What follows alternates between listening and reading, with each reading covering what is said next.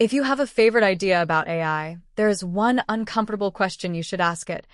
What result would make you change your mind? Here is a very common version. A more complex model should be better.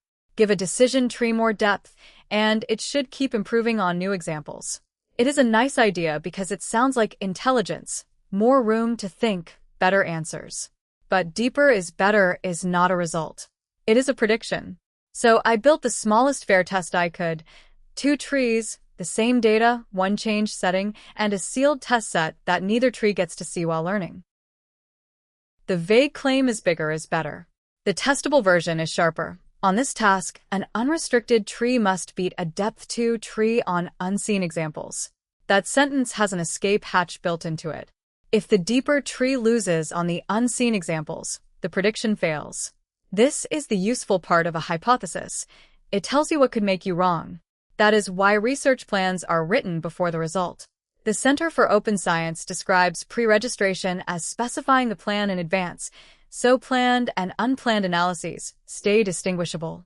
The point is not ceremony. It is stopping the score from rewriting the question after the fact.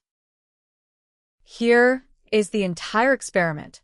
I generate 400 noisy 2 moons points with a fixed random seed. 300 go into training. 100 are sealed as held-out examples. Both trees use the same data, the same split, the same random seed, and the same metric, classification accuracy, on that sealed 100. The only change is depth. The baseline can have at most 2 decision layers. The challenger is unrestricted. Success is pre-declared. The challenger wins only if its held-out accuracy is strictly higher. The stop rule is equally boring. Run this comparison once and record it. No shopping through seeds or depths until the answer looks flattering. That tiny protocol is already a research artifact. It tells another person what happened, not just what I wish had happened. Picture the data as 2 curved islands with a little noise around their edges. The depth 2 tree can make only a few large yes or no cuts. The unrestricted tree can keep splitting. This point goes left, that point goes right, then one more exception gets its own branch. Both trees are learning from exactly the same 300 points. The 100-point box is still closed. That separation is the whole experiment. If I let the model see the answer sheet while I tune it, I am no longer testing generalization. I am testing how well I can memorize the answer sheet. Now open the box. The shallow tree gets 90.3% on training and 89% on the held-out set. The unrestricted tree gets a perfect 100% on training, but only 84% on the held-out set. Our success rule said deeper wins only when its held-out score is higher. It is not higher. The favorite prediction fails this test. Notice what made the result persuasive. Not the red number by itself. The protocol was fixed before the score, and the metric came from examples the models did not see while learning. A perfect training score was allowed to be bad news.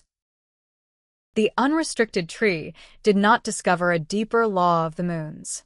It kept building branches around local quirks and noise in the training points. That is overfitting. The model becomes very good at remembering the past and worse at handling the next example. Scikit-learn's own documentation describes the same diagnostic pattern. A high training score paired with a lower validation score is a warning that the model is fitting the training data too closely. Depth controls are one way to reduce that risk. The tree is not evil, and depth is not a universal mistake. We changed one setting on one synthetic distribution.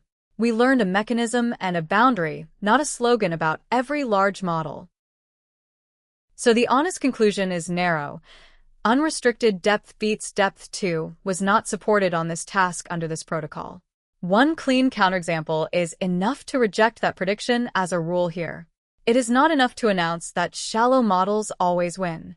A stronger claim needs more tasks, more seeds, more metrics, and a record of every run. The ML reproducibility checklist asks for exactly those details: splits, code, dependencies, run counts, metric definitions, and settings.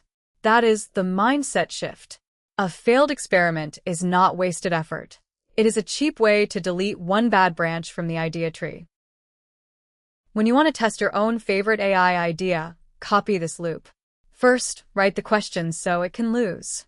Second, choose a baseline. Third, change one thing. Fourth, seal a fair test and pre-declare the metric and stop rule. Then save the code, seed, raw outputs, and result, especially if the answer is not reproduced or inconclusive.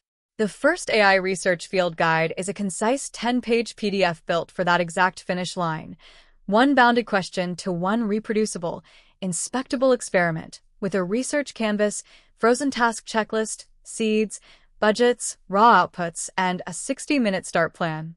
It is linked in the description if you want the paper-sized version of this workflow. Your favorite idea does not need applause. It needs one fair chance to be wrong.